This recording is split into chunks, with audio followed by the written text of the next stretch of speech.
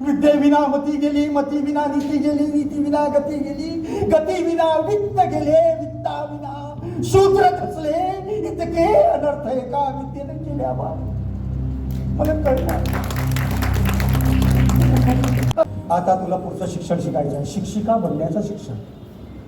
ठीक आहे, तुला काय शिकायचं आहे, तुला शिक्षिका बनायचं आहे. म्हणजे आपण आपल्या स्वकीयांची शाळा काढता येईल आपल्याला, मुलींसाठी, शूद्रांसाठी, अतिशूद्रांसाठी.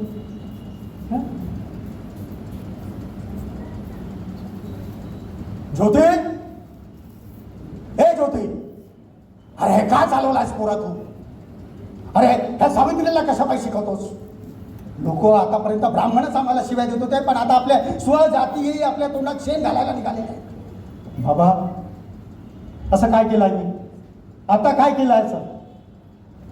सारं करून सारून विचारतोयस आता काय केलंय? अरे तू सावित्रीला शिकवायला निघालायस आणि आता तिला मास्तरी नाही करून राहिलायस. अरे लोक आपल्यावर बहिष्कार टाकायला निघालेली आहेत. बाबा लोकांना काय करायचं ते करू द्या, मी आता थांबणार नाही. म्हणजे तू आपली मनमानी करणार?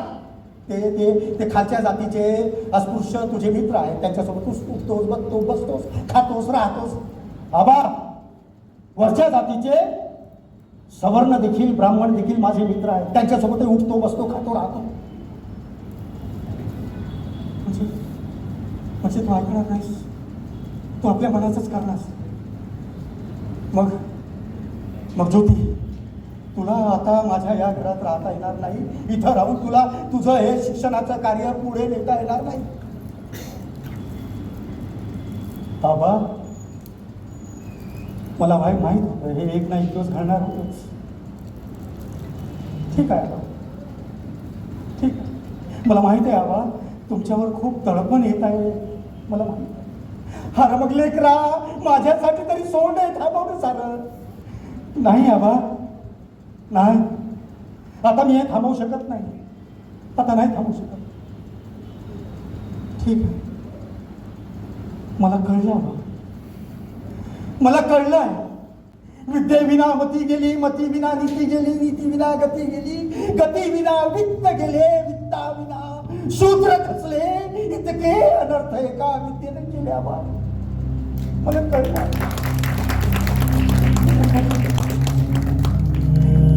येतो मी,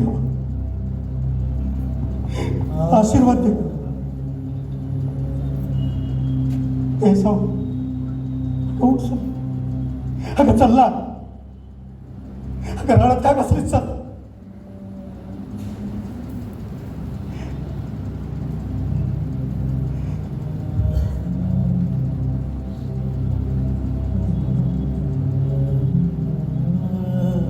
आबांनी मला सौला घरून काढलं. हे माझा मित्र फातिमा शेखचा भाऊ उस्मान शेख, त्याला तो आम्हा दोघांनी त्याच्या घरी घेऊन गेला. आणि मग तिथं सावित्रीचं आणि फातिमाचं दोघांचंही मास्तरीन बनण्याचं शिक्षण पूर्ण झालं. आणि मग त्या मास्तरीन झाल्याबरोबर माझा मित्र विष्णू भिडे यानं त्याचा ब्राह्मणांच्या वस्तीतला बुधवार पेठेतला त्याचा वाडा, भिडेवाडा आम्हाला शाळा उघडण्यासाठी दिला. आणि मग आम्ही या देशातली पहिली स्वकीयांची पहिली मुलींची शाळा 1 जानेवारी 1848 सुरू केली.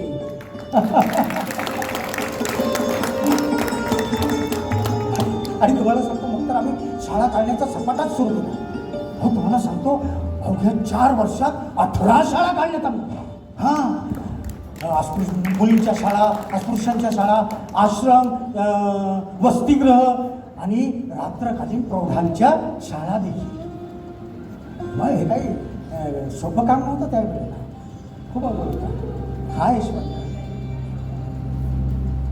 खूप अवघड काम होतं ईश्वर. आणि तुम्हाला सांगतो, तेव्हा सरकारी गॅझेटमध्ये सावित्रीबाई फुले आदर्श शिक्षकाचा बहुमान सरकारी गॅझेटमध्ये मिळाला.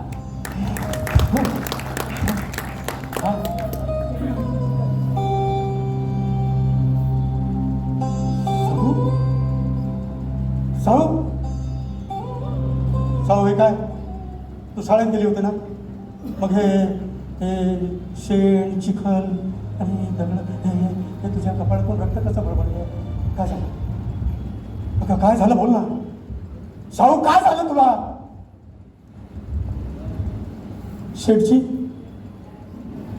आपण जे मुलींसाठी, अस्पृश्यांसाठी, शूद्र अतिशूद्रांसाठी शाळा चालवतोय ना, तर त्याच्यासाठी हे शेण, हे चिखल, हे दगड, शिव्यांची फुलं वाहिली आहेत लोकांनी. हा शेठजी. साहू शेठजी, आता तुम्ही कुठं चालला तेवढा रागानं? कुठं चाललाय तुम्ही?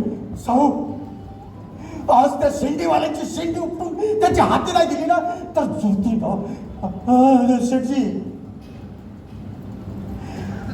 हे सारी फुलं आपल्या स्वजातीय लोकांनीच माझ्यावर उधळली आहे. स्वजातीय लोकांनीच उधळली आहे.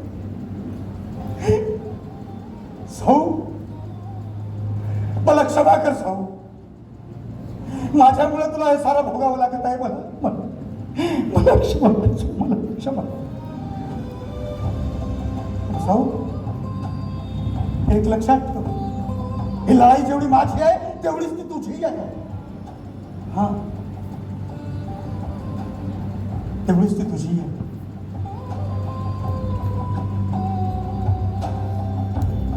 उभे का राहिले? जा जा, अगं जा, ते शेण चिखल धुवून ये, ते रक्त पुसून ये. आणि साहू, शाळेत पुन्हा जा आणि सोबतीला एक पुन्हा पातळ घेऊन जा पिशवीमध्ये. म्हणजे पुन्हा असं काही घडलं तर परत इथं कामा नाही, तिकडेच बदलवून टाकायचं. स्वच्छ व्हायचा तर वर्ग सुरू करायचा. जा, तिकडे सगुणा अक्का आणि फातिमा दोघे तुझी वाट पाहत असतील. काळजी घे. जा, येते मी शेठजी.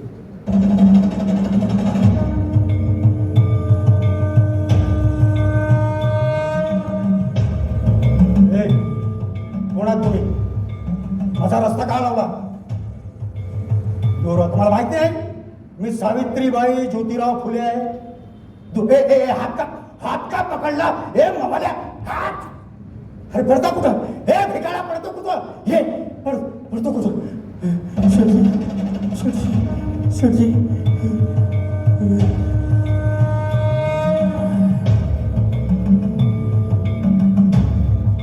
अरे ज्योती, अरे हा लवजी वस्तात भांग असताना हे घडलंच कसं आहे? अरे मी बघतोय कोण आहेत ते मवाली, त्यांना तर मी पाहतोच आता. पण ज्योती, यापुढं सावित्री एकटी शाळेत जाणार नाही. ना जाईल, नाही तर माझ्या आखाड्यातला एखादा माणूस जाईल सोबतीला. अरे अरे वस्ताद लवजी, अरे तात्या, त्या राणोजी महाराजनं त्या दोन्ही गुंडाला शोधलं, पकडलं आणि त्यानं बदल हे मारत सुटलाय. हा तो लवजी तुम्ही लवकर चला. हा तो महार काय करेल सांगता येत नाही. तो राणोजी पार पेटलेला आहे. 2 ब्राह्मण आले मदत वाचवायला, तर त्यांनाही जसे पडतील तसं मारून राहिला. तो 1-2 मुर्दे मारेल. चला लवजी लवकर. तात्या चला, वाचवा त्याला, नाही तर तो राणोजी महार काय करेल सांगता येत नाही. चला. अति महारथी क्षत्रियांचा काळ, अति महारथी यवनांचा काळ.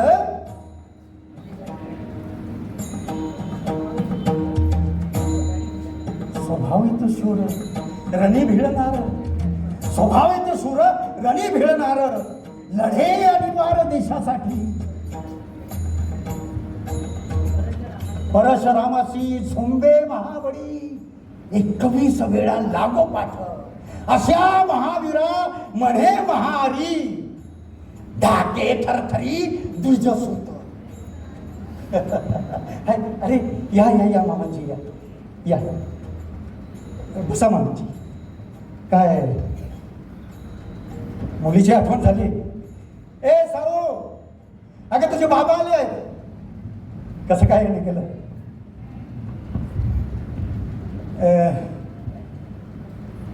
नाही, फक्त लेखीची आठवण म्हणूनच नाही, पण जावई बापू, खरं म्हणजे तुम्हालाच भेटायला लग्न करून टाकावं. काय हो, काय बोलताय मामाजी? जे तोंडात येईल ते बोलताय. तुम्ही साऊचे वडील आहात. एका मुलीचे वडील असून देखील तिच्यासाठी मला सवत आणायला सांगता. तुमचं डोकं बिकं फिरलाय काय? जावई बापू,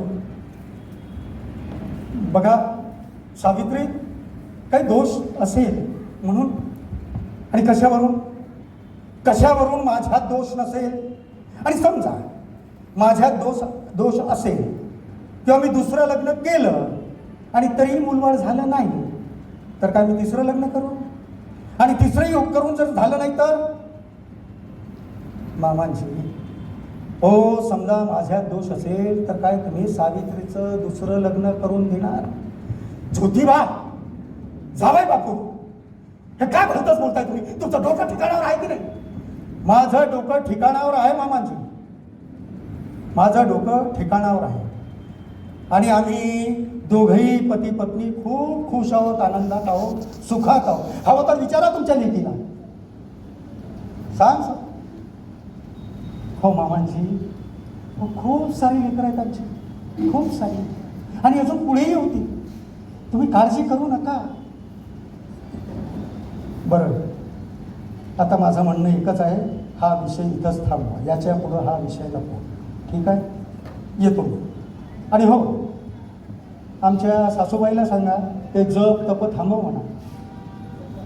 जप अनुष्ठाने स्त्रिया मुली होती, दुजा का करती मुलासाठी. जप अनुष्ठानाविना विधवा मुलं देती, मारून टाकी ती सांधी कोणी.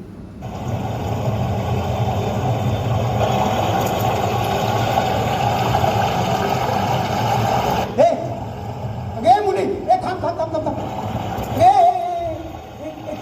थांब थांब, कुठं कुठं काय करतेस? जीव देत आहेस? ये इकडे ये, घाबरू नको, घाबरू नको. काय करतेस? मरू द्या मला, मरू द्या. मी पापी आहे, मला जगण्याचा अधिकार नाही. मला मरू दे, मला मरू दे, सोड मला. नाही पोरी, बेटा शांत हो. सगळ्यांना जगण्याचा अधिकार आहे. काय झालं मला सांग.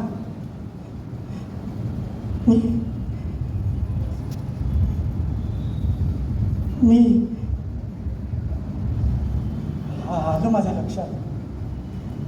डोकं मुंडवलेलं म्हणजे विधवा आहेस, ब्राह्मण आहेस. नाव काय बेटा तुझं? माझं नाव काशी आहे. काशी. माझं बालपणीच एका वयस्क माणसाशी लग्न लावून दिलं, आणि मी जेव्हा वयात आली तर ते मरण पावले. मग घरातल्याच एका पुरुषानं माझी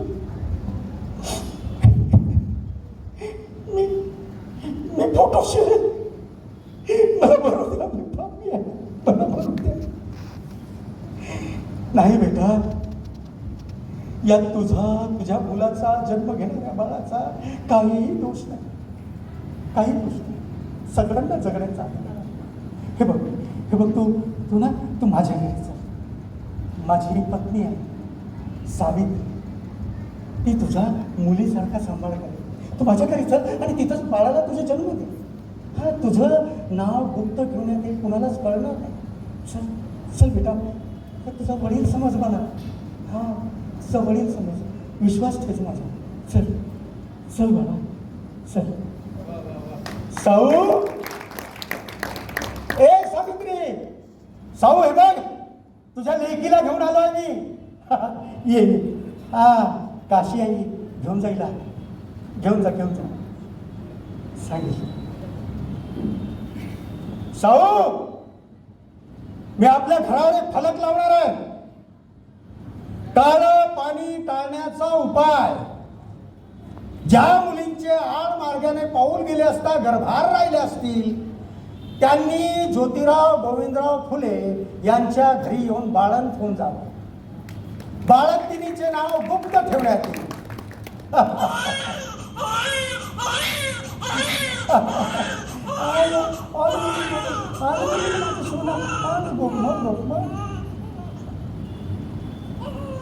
सावित्रीनं तर आमच्या घरातच बालहत्या प्रतिबंधक गृह सुरू करून टाकलं.